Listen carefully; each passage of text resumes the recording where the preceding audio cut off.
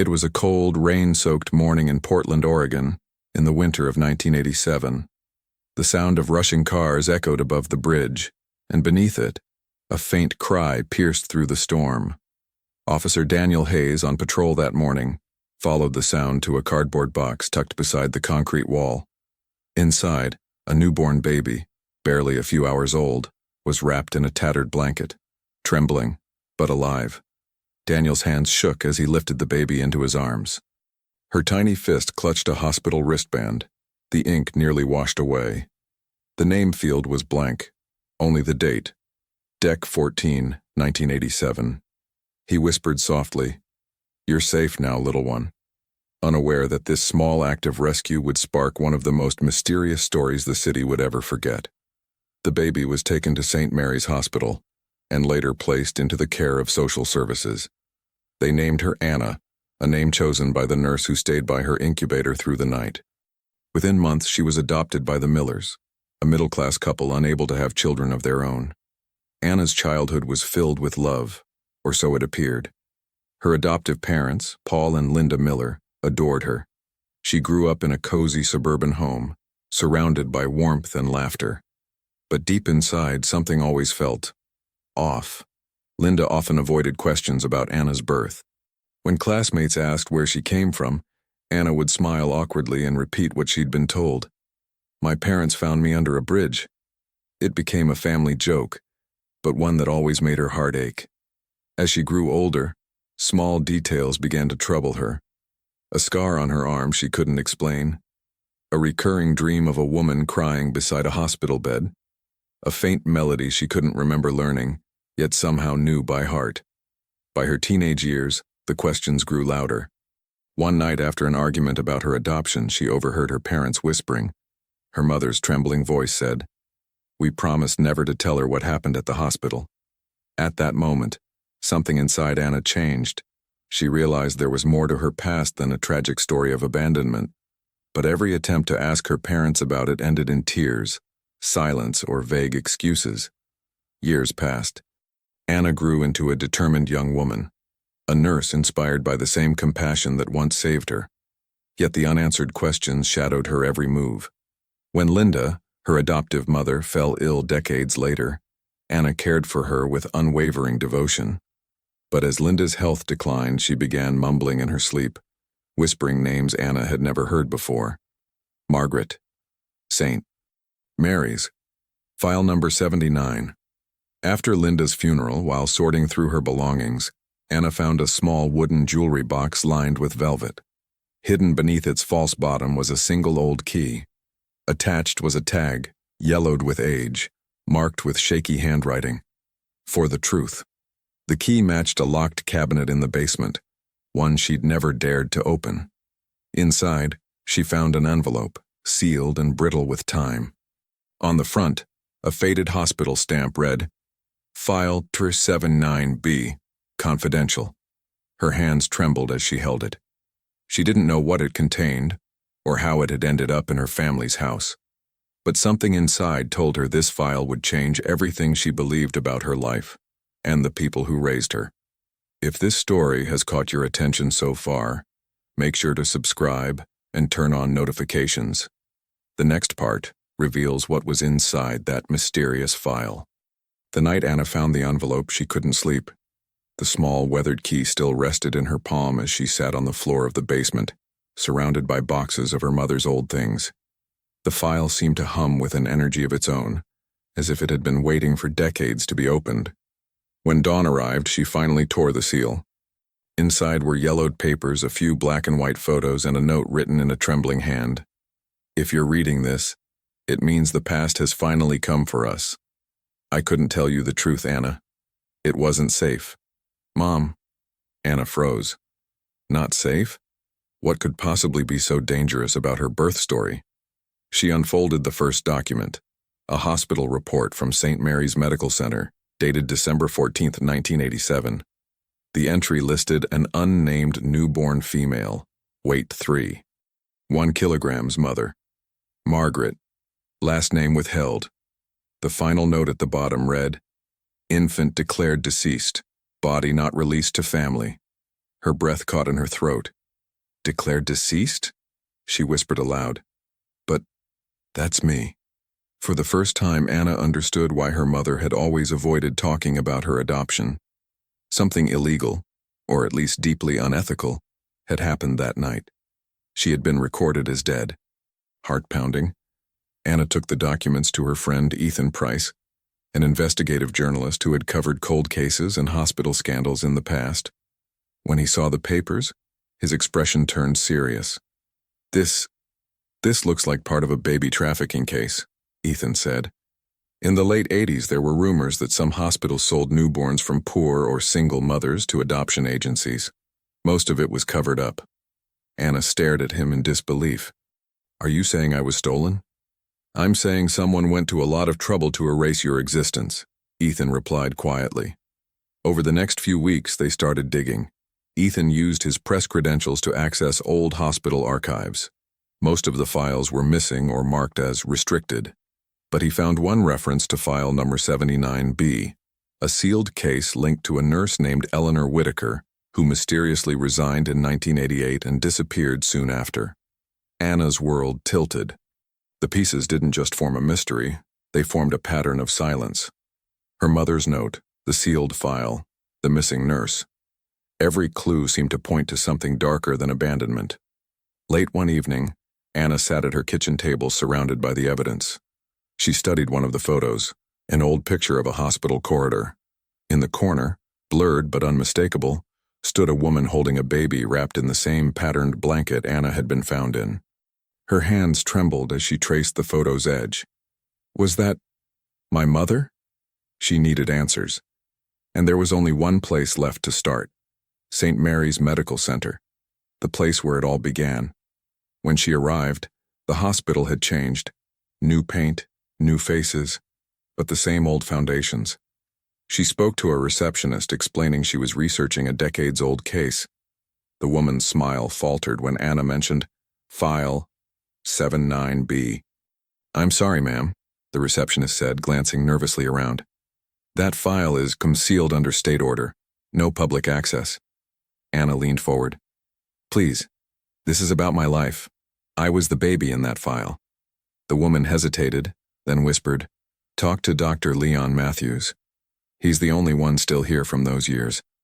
But be careful. Some people don't want that file reopened. As Anna walked down the long hospital corridor, the echo of her footsteps grew heavier. She could feel the weight of decades pressing down on her. Somewhere beyond those sterile walls lay the truth of who she really was. And just as she reached the door with Dr. Matthews' name on it, she heard a voice behind her say quietly, You shouldn't be here, Anna. Anna froze at the sound of her name. The voice was calm but firm, almost familiar. She turned around slowly and saw an older man in a white coat standing in the hallway. His badge read, Dr. Leon Matthews. His sharp eyes studied her for a moment, then softened. You're Anna Miller, aren't you? He asked quietly. She nodded, her heart pounding.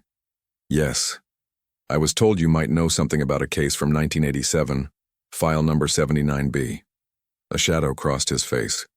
You shouldn't have found that file. He glanced up and down the hallway, then motioned for her to follow. Come with me. We can't talk here. He led her to a small, windowless office deep in the hospital's older wing. The room smelled faintly of paper and disinfectant. Dr. Matthews closed the door behind them and took a slow breath before speaking. Anna, I've been expecting this day for years, he said. When that file went missing, I knew it would eventually find its way back to you. She swallowed hard. Then you know what happened to me. He hesitated. I know part of it. I was a young resident back then, just a few months out of medical school. There was a baby born here that winter, a healthy girl. Her mother was a young woman named Margaret. She was poor, alone, and terrified. The father was out of the picture. But she loved that child. She begged to see her baby after the birth. And then, he paused. She was told the infant had died. Anna's throat went dry. But I didn't die. No, Matthew said softly. You didn't. Someone high up, intervened. The head nurse, Eleanor Whitaker, took the baby before anyone could verify the death certificate. The next day, the baby was gone and the records were sealed. Eleanor disappeared soon after. Anna's mind spun. Are you saying my mother was lied to? That she's still out there somewhere? Dr. Matthews nodded slowly. She tried for years to find you. She wrote letters, came here every Christmas asking for information. But she was turned away each time. They told her the case was closed. Tears blurred Anna's vision. The thought of a mother searching for decades while she herself had lived believing she was unwanted. It was unbearable. Why would anyone do this? She asked. Dr. Matthews sighed. In those years, illegal adoptions were more common than anyone wants to admit. Some were done for money, others for influence. There were families desperate for children, and officials who looked the other way. You were part of that system. Anna's hands shook as she gathered her thoughts. Do you know where I can find this nurse, Eleanor? He hesitated, then reached for a folder from his desk. Inside was a faded photograph of a woman in her 50s, smiling beside a small house. She moved to Spokane years ago. I heard she was dying of cancer. If she's still alive, she may be the only person who can tell you everything. Anna took the photo as if it were sacred. Thank you, she whispered. As she stood to leave, Dr. Matthews looked at her with something like regret. Be careful, Anna. When you start pulling on old threads, the whole fabric can unravel. Some people won't like what you're about to find. Outside, the air felt colder. The city buzzed with the usual noise. But for Anna, the world had shifted. Every step felt heavier with the weight of what she'd learned. That night, she showed the photo to Ethan, who quickly tracked down an address in Spokane. They packed their bags and left early the next morning, chasing the only lead left. The drive was long and quiet. Mountains stretched across the horizon, snow beginning to fall. Anna stared out the window, lost in thought. What if my mother doesn't want to see me? She asked softly. Ethan glanced at her. What if she's been waiting her whole life to? Anna smiled faintly but said nothing. She could only imagine what that reunion would be like. Hours later, they arrived in Spokane, at a small house on the outskirts of town. The door creaked open before they even knocked. A frail voice called out from inside. I knew someone would come for that file one day. Come in, dear. Inside, sitting in a worn armchair surrounded by old photographs, was Eleanor Whitaker. Her eyes were tired, but her expression was peaceful, almost relieved. Anna, she said, her voice trembling, I've been waiting to tell you the truth for 38 years. Eleanor Whitaker looked fragile, her hands trembling as she motioned Anna and Ethan to sit. The room was dimly lit, filled with the scent of tea and old books. Framed photographs lined the walls, children, nurses, hospital corridors. Some were decades old, frozen in time. Anna sat across from her, her heart racing. You know who I am, she said softly. Eleanor nodded. I knew the moment I saw you. You have your mother's eyes. Anna swallowed hard. Then please tell me, why did you take me? Why did everyone lie to her? The old nurse leaned back, her gaze distant. It wasn't supposed to happen the way it did. Margaret went into labor early. She was terrified, alone. She begged the hospital not to take her baby away.